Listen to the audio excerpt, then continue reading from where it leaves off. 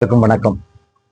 நான் அருள் ஆறுமுகம், தமிழக வெற்றி கழகத்தினுடைய திருவண்ணாமலை சட்டமன்ற தொகுதி வேட்பாளர். நான் தான் தமிழகத்தில் விவசாயிகள் மீது குற்றச்சட்டம் போடப்பட்ட என்று பேசப்படுகிற அந்த அருள் ஆறுமுகம்.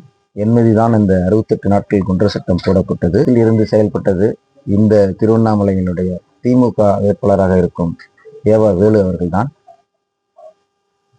இந்த செய்தியாளர் சந்திப்பு எதற்காக என்றால், நான் வேட்பாளராக அறிவிக்கப்பட்ட பிறகு செய்தியாளர்களை இதுவரை சந்தித்து என்னுடைய கருத்துக்கள் எதுவும் பகிரப்படவில்லை. அதன் அடிப்படையில் இன்று தாவேக்காவினுடைய கொள்கை தலைவர்களின் சிலைகளுக்கு மாலை அணிவித்துவிட்டு உங்களை சந்தித்து வேட்பாளராக இங்கு நான் களமாடிக்கொண்டிருப்பதை பற்றி எங்களுடன் விவாதிக்க இங்கு வந்துள்ளேன். நான் கடந்த 10 நாட்களாக திருவண்ணாமலை சட்டமன்ற தொகுதியில் பல்வேறு பகுதிகளில் நான் போகும் பொழுது பொதுமக்களினுடைய கிராமங்களிலும் சரி நகரங்களிலும் சரி அடிப்படை பிரச்சனைகளையே தீர்க்கப்படாமல் இருக்கிறது. குறிப்பாக கனிம வள கொள்ளை அளவுக்கு அதிகமாக நடந்து கொண்டிருக்கிறது. ஒவ்வொரு மலையிலும் கிராமங்களில் தோறும் இருக்கக்கூடிய மலைகளும் வெட்டப்பட்டு கல்குவாரிகளாக ஆக்கப்பட்டிருக்கிறது. இது மிக மிக ஆபத்தான ஒரு சூழ்நிலையை உருவாக்கும். அங்க இருக்கக்கூடிய மக்கள் இந்த கல்குவாரியை ஒரு மிகப்பெரிய பிரச்சனையாக பேசுகிறார்கள். குடிநீர் வசதி சில இடங்களில் இல்லை. பெரும்பாலான கிராமங்களில் கழிவுநீர் வெளியே சொல்வது கூட அடிப்படை வசதிகள் இல்லாமல் இருக்கிறது. நகரங்களில் நீங்கள் கட்டமைப்பாக பார்த்தால் இங்க ஈசானலிங்கம் பகுதியில் மிகப்பெரிய ஒரு குப்பை கிடங்கு. அந்த பகுதியில் மக்கள் குடியிருப்பதற்கு கூட மிக சங்கடப்பட்டு தான் இருக்கக்கூடிய சூழல் இருக்கிறது.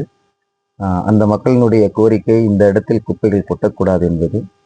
அதே மாதிரி ஆடையூர் பகுதியில ஒரு மலையை வெட்டி அங்க குப்பைகளை கொண்டு போய் கொட்டியிருக்காங்க. குப்பையை தரம் பிரிக்கிறோம் என்று சொல்லி குப்பைகளை கொட்டியிருக்கிறார்கள். அதை எதிர்த்து போராடுபவர்கள் மீதும் சிறையில் வைத்திருக்கிறார்கள். இந்த மலையை சுற்றி கிட்டத்தட்ட 30க்கும் மேற்பட்ட குளங்கள் இருக்கிறது. எந்த குளங்களும் 1-2 குளங்களை தவிர மீது எந்த குளங்களும் பராமரிக்கப்படாமல் மிகவும் மோசமான நிலையில் இருக்கிறது. அந்த குளங்களை எல்லாம் பராமரித்திருந்தால் ஒரு டூரிசம் ஸ்பாட்டாக மிக நல்லா இருந்திருக்கும். அந்த மாதிரி கோயில் கோபுரத்திலிருந்து ஒரு 500 மீட்டர்ல காமராஜர் சிலைக்கு எதிரில் சாராய கடையை திறந்து வைத்து மிக மோசமான ஒரு முன்னுதாரணமாக விளங்குகிறது. அதே காமராஜர் சிலைக்கு பக்கத்தில் இருக்கக்கூடிய நகராட்சி மருத்துவமனையும் கவனிப்பாரற்று கிடக்கிறது.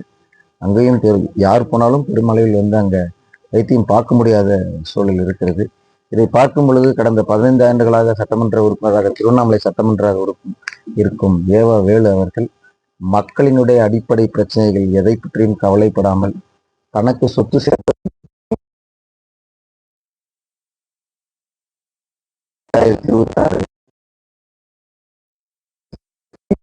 போட்டியிட்டு இங்கு வெற்றி பெறக்கூடிய வேட்பாளராகத்தான் மக்கள் என்னை பார்க்கிறார்கள். தமிழக வெற்றி கழகம் விசில் சின்னத்தில் வாக்கு பெற்று இதில் திருவண்ணாமலையில் தான் தமிழ்நாட்டுக்கான ஒரு வரலாற்றை படைக்கப் போகிறார். தொடர்ந்து 3 முறை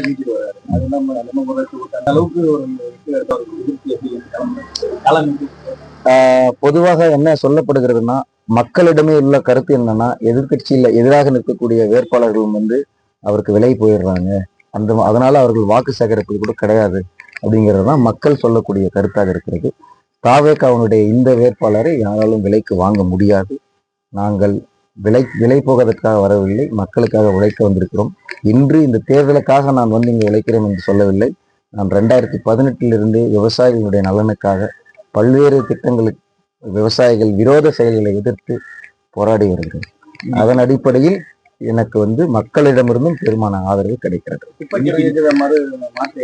அது குப்பை கிடங்குக்கு அந்த குப்பைகளை எடுத்து மக்கும் குப்பைகளை அதுல கம்போஸ் பண்ணலாம்.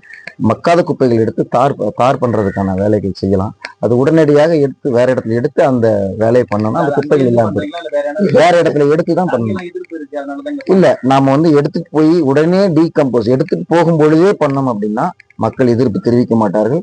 ஆடையூர்ல கொட்டப்பட்ட அது அப்படியே இங்க இருந்து இதை கொண்டு போய் அங்க டம்ப் பண்ணியிருக்காங்க. அதனாலதான் அங்க இருக்கிற மக்கள் எதிர்ப்பு தெரிவிச்சுக்காங்க. நேற்று தான் அதை போய் பார்த்துட்டு அந்த மக்களிடம் இருந்து கேட்டுக்கோங்க, என்ன எதனால நீங்க எதிர்ப்பு தெரிவிச்சீங்க அப்படிங்கிறது. அந்த மக்களும் உடனடியாக நீங்கள் இந்த மாதிரி மாற்று பண்றீங்க அப்படின்னு சொல்லிதான் அந்த இடத்தை ஆக்கிரமிப்பு பண்ணியிருக்காங்க. ஆனா அதன் பிறகு இவர்கள் செய்தது கொண்டு போய் டம்ப் பண்ணிருக்காங்க. ஆண்டுகளா அது சம்பந்தமா நீங்க ஏதாவது எதிர்ப்பு போராட்டங்கள் நடத்துறீங்களா? இத மக்கள் கிட்ட நீங்க எப்படி முன்வைச்சு பேசுறீங்க? அவர் சொத்து சேர்த்தார், அவர் இது பண்ணார் அப்படின்றதுக்காக நாங்கள் போராட்டம் நடத்துவது எங்களுடைய வேலை அல்ல. ஏன்னா மக்களினுடைய பிரச்சனைகளை பேசுறது தான் முதன்மையாக பிரச்சனையாக நம்ம எடுத்துட்டு இருக்கிறோம். ஏன்னா இன்னைக்கு இவர் எப்படி எப்படி சொத்து சேர்க்கிறார் அப்படின்றது பின்னாடி நம்ம ஓடுறத விட மக்களினுடைய என்ன பிரச்சனைகள்ங்கிறத பேசுறதுதான் முக்கியமாக இன்ன வரைக்கும் நம்ம பண்ணிட்டு இருக்கோம். எப்படி மக்கள்கிட்ட போவோம்னா, மக்களிடம் ஏற்கனவே அருள் ஆறுமுகம் அப்படிங்கிற ஒரு நபர் ஏற்கனவே சென்றடைந்துவிட்டேன். தமிழக வெற்றிக்கழகத்துடைய விசில் சின்னம் மக்களிடம் ஏற்கனவே சென்றடைந்து விட்டது. தளபதி விஜய் அவர்களுக்கான வாக்கு ஏற்கனவே ஒரு குறிப்பிட்ட சதவீதம் இருக்கிறது. ஏவாவேலு அவர்கள் கல் உடைச்சாரா, இல்ல சாஃப்ட்வேர் கம்பெனில வேலை செஞ்சாரா, எதுல வேலை செஞ்சாரு, அவருக்கு எப்படி அருணை மருத்துவக் கல்லூரி வந்தது, அவருக்கு எப்படி இத்தனை பள்ளிக்கூடங்கள் வந்தது, இப்படி கல்லூரிகள் வந்தது, அதுக்கான விவரங்களை அவர் கொடுக்கட்டும். அவரோட அஃபிடவிட்ல எதையுமே கொடுக்கல. அஃபிடவிட்ல எதையும் கொடுக்காத ஒரு நபர் அவர் பேர்ல இதை வச்சிருக்கிறார் அப்படின்னா எங்கிருந்து வந்தது சொத்து? என் பேர்ல எந்த விதமான சொத்தும் கிடையாது. நான் ட்ரஸ்ட் தான். அது நான் வந்து என்ன வந்து ஒரு இதுவா தான் வச்சிருக்காங்க. என் பேர்ல எந்த விதமான சொத்தும் கிடையாதுன்னு ஏற்கனவே ஐடி ரைட்ல எல்லாம் அவர் சொல்லியிருக்காரு. அதை நீங்க எப்படி பாக்குறீங்க? ஆமா, ஏமாத்துறதுக்கான வழி ட்ரஸ்ட் தானே. எல்லாரும் ட்ரஸ்ட் ஆரம்பிச்சுட்டு ட்ரஸ்ட்ல வரக்கூடிய பணங்கள் வந்து எனக்கு நன்கொடை வந்ததுன்னு சொல்லி பண்ணிடுறோம். அப்போ சட்டத்துக்கு புறம்பாக சம்பாதிக்கக்கூடிய 16 கோடி ரூபாய் செலவு செய்து ஒரு பாலம் கட்டப்படுகிறது. அந்த அவருடைய துறை அது. அந்த பாலம் உடைகிறது. அவர் துறையினுடைய அமைச்சர் என்ற அடிப்படையில் அந்த அதிகாரிகள் மீது நடவடிக்கை எடுத்திருக்கணும்னா கூடாதா? அப்போ அதுல அவரும் ஊழலில் அதில் ஈடுபட்டிருக்கிறதுனால தான் அந்த அதிகாரிகள் அவர் காப்பாற்றுகிறார்.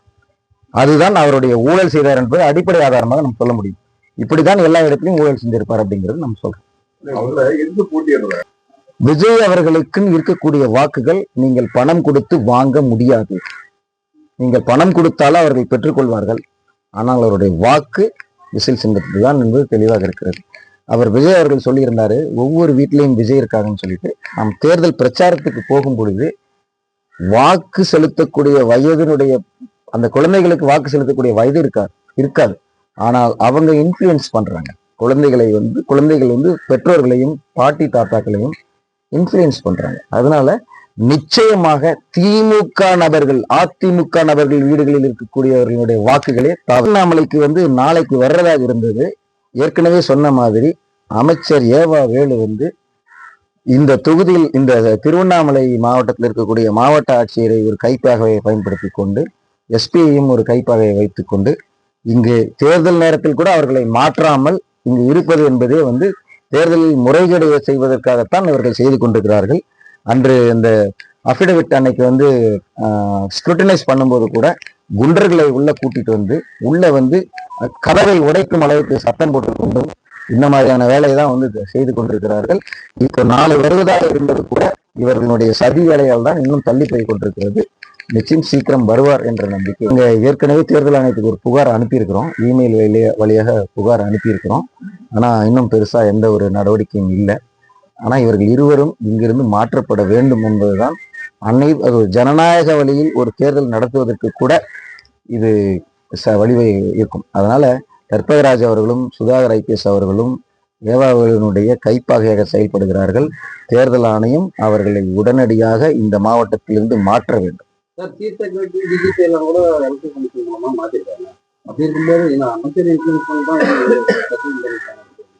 அப்போ இந்த மாவட்டத்துல ஏன் மாத்தாம இருக்காங்க? இவங்க 2 பேரும் இதுக்கு முன்னாடி எப்படி செயல்பட்டாங்க?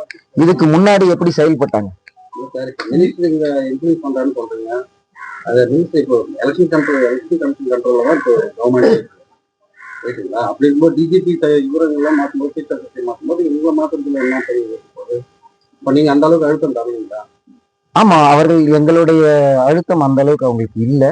அவங்க அது மாதிரி ஃபீல் பண்ணல. அதனால ஒன்றும் மாற்றாம இருக்கிறாங்க.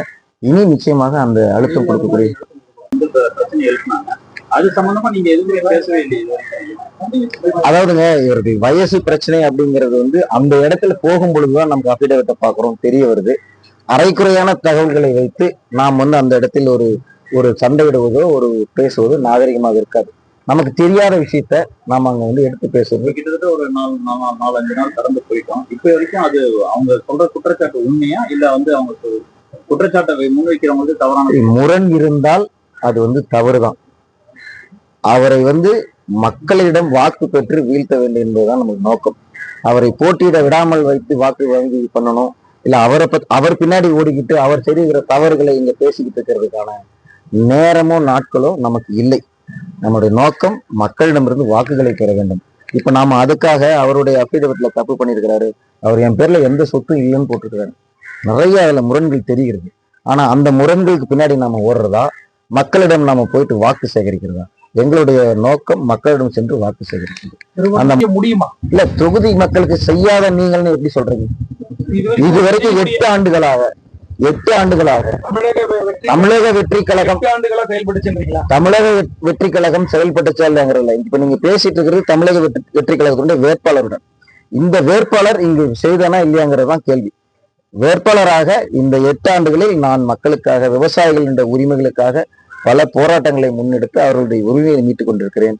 சாதாரண பிரச்சனை அமைச்சர் ஏவாளர்கள் ரொம்ப இயல்பாக தீர்த்திருக்கலாம். யூரியா பிரச்சனை பல வருடங்களாக ஒவ்வொரு முறை பயிர் செய்யும் பொழுது யூரியா பிரச்சனை வரும். அதை நாங்கள் தொடர்ந்து பேசி யூரியா பிரச்சனை, டிபிசிக்கு போனோம்னா ₹1 பணம் கொடுக்கணும். அந்த விஷயங்கள் எல்லாம் தொடர்ந்து நாங்க பேசி விவசாயிகளுக்கு சலுகைகள் ஏற்படுறதாலும் பண்ணியிருக்கிறோம்.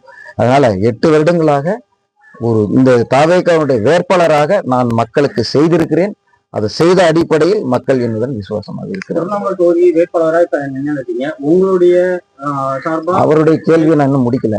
இப்போ இந்த கோயில்ல கூட அவர் நிறைய பண்ணி கொடுத்துக்கிறாரு அப்படின்னு சொல்றீங்க.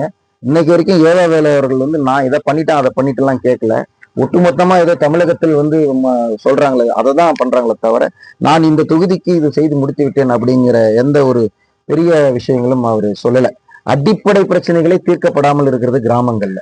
நீங்க இப்ப கூட வாங்க, நான் உங்களை கிராமங்களுக்கு கூப்பிட்டு போறேன். நான் போயிருந்த கிராமத்துல நேற்றுக்கு முந்தின நாள் போய் ஒரு வீடியோ போடுறேன். ஒரு கிராமத்துல எல்லா நாட்களும் தண்ணி தேங்கிக்கிட்டே இருக்குது. அதை குறித்து ஒரு வீடியோ போடுறேன். அடுத்த நாள் போய் பக்கத்துல குழி எடுத்து மண்ணு கொட்டி அது எல்லாமே சர்ச்சுக்குள்ளார அந்த தண்ணி போயிருக்கு. இருதயபுரம் அது என்ன ஊர் அந்த கிராமத்துல. அந்த மாதிரி அடிப்படை பிரச்சனைகளை தீர்க்காமல் இருப்பவர் என்னை பிரச்சனை தீர்த்தார் அப்படிங்கிறது எனக்கு தெரியல. கோயிலுக்குள்ள உள்ளூர் மக்கள் என்னைக்கும் போக முடியறதே கிடையாது. அப்போ கோயில்லையும் மக்களுக்கான அடிப்படை வசதிகளை அவர் செய்து கொடுக்கல, உள்ளூர் மக்களுக்கு செய்து கொடுக்கல என்பதுதான் நம்மளுடைய. தொகுதிக்கு நீங்க என்ன தேர்தலை ஜெயிச்சிட்டீங்கன்னாக்கா நீங்க என்ன செய்யலான்றது உங்களுடைய ஐடியாவா? முதன்மையாக நாம் சொல்ல வருது உள்ளூர் மக்கள் இந்த விழா நேரங்களிலோ இல்ல பௌர்ணமி மக்களோ உள்ளார போக்குவரத்துக்கு மிகப்பெரிய அளவு வாகனங்களை விடுறதே இல்லை. ஒரு குறிப்பிட்ட இடத்துல நிறுத்தி சுத்த வைக்கிறாங்க. அந்த மக்களுக்கு போக்குவரத்து நெரிசல் இல்லாத வகையில் அவர்களுக்கு இந்த பக்தர்கள் வரும் பொழுது எந்தெந்த இடத்தில் பக்தர்கள் கீழே நடக்க வேண்டிய சூழல் இல்லாம இருக்கிறதோ அந்த மாதிரி இடங்கள் எல்லாம் அவர்களுக்கு மேம்பாலம் அமைப்பதோ, அவர்களுக்கு உயர்மட்ட இந்த பிரிட்ஜஸ் அமைச்சு கொடுத்து உள்ளூர் மக்களை இந்த இன்னல்களில் இருந்து காக்கணும். இந்த திருவண்ணாமலை மாவட்டத்தில் இருக்கக்கூடிய மக்கள் எந்த நேரத்தில் கோயிலுக்கு வந்தாலும் அவர்கள் தனி வரிசையில் நேரடியாக அவர்கள் சென்று தரிசனம் செய்ய வேண்டும். ஏற்கனவே தனி வரிசை என்று சொல்கிறார்கள், ஆனால் உள்ளூர் மக்கள் யாரும் போவதற்கான வாய்ப்புகள் இல்லாமல் இருக்கிறது. இது இந்த கோயில் சம்பந்தப்பட்ட மிக முக்கியமான பிரச்சனை. நான் ஏற்கனவே சொன்ன அந்த ஈசானிலிங்கம் அந்த குப்பை மேடை உடனடியாக அந்த இடத்துல இருந்து அகற்றுவதற்கான வேலைகளை தான் செய்கிறோம்.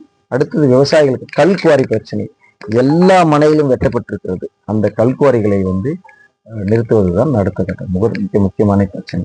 வெளிமாநிலங்கள்ல ஏராளமான பக்தர்கள் வராங்க. அவங்களுக்கு போதிய பார்க்கிங் இல்லாதால சாலை ஓரங்கள்ல நிறுத்திட்டு போகக்கூடிய சூழ்நிலை இருக்கு. அதுக்கு உண்டான நடவடிக்கை நீங்க ஜெயிச்சு வந்தீங்கன்னா எடுக்க முடியும். ஆமா, நம்ம சொல்றோம் இல்லைங்களா, அவங்களுக்கு உயர்மட்ட பாலங்கள் அமைக்கும் பொழுது பார்க்கிங் வசதியும் சேர்த்துதான் செய்யணும். அந்த மாதிரி பரப்பளவு கம்மியாச்சுன்னா அந்த கோயிலுக்கு நீங்க மல்டி லெவல் பார்க்கிங் அந்த மாதிரி எல்லாம் பண்ண முடியும். அதனால அந்த மாதிரியான யோசனைகள் நமக்கு கோயில் கிட்ட இல்லாம இருக்கலாம், ஆனா கோயில் வரைக்கும் போகக்கூடிய இடத்துல நம்ம பண்ண முடியும். அமைச்சர் வியாபாரிகள் 7 வயது குறைத்து மனு தாக்கல் செய்கிறார். பாமர மக்களை மதிக்காமல் தன் நிலத்தை அரசுக்கு கொடுக்க மாட்டேன் என்று போராடியதற்காக குன்ற சட்டத்தை போடுவதற்கு காரணமாக இருந்த ஏவா வேலு அவர்கள் 2026 சட்டமன்ற தேர்தலில் அதற்கான படிப்பினையை பெறுவார். அவருடைய தோல்வி இந்த 2026 சட்டமன்ற தேர்தலில் தமிழ்நாட்டுக்கே அகங்காரத்தில் தெரியும் அனைத்து நபர்களுக்கும் ஒரு பாடமாக அமையும்.